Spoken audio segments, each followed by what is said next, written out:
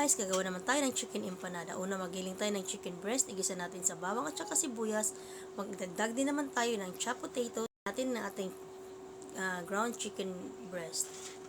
Tapos maglagay din tayo ng oyster sauce, kaunting sukal at kaunting asin. Maglagay din tayo ng kaunting butter. Then lagyan naman natin ng cheese. I-set aside muna natin guys. Gagawa naman tayo ng dough. Maglagay tayo ng 4 cups of flour. I-strainer muna natin guys. Ganyan. Tapos, lagyan natin kaunting asin at saka kaunting asukal. I-mix din natin. Mag-add naman tayo ng 2 egg yolk.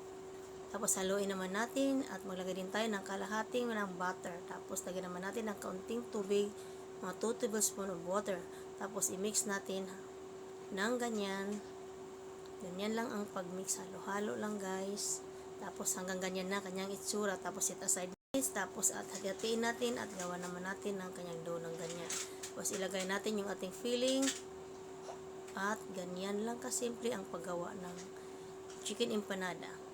Pagkatapos nyan, pwede natin siyang lagay sa air fryer at pwede rin natin siyang prituhin guys.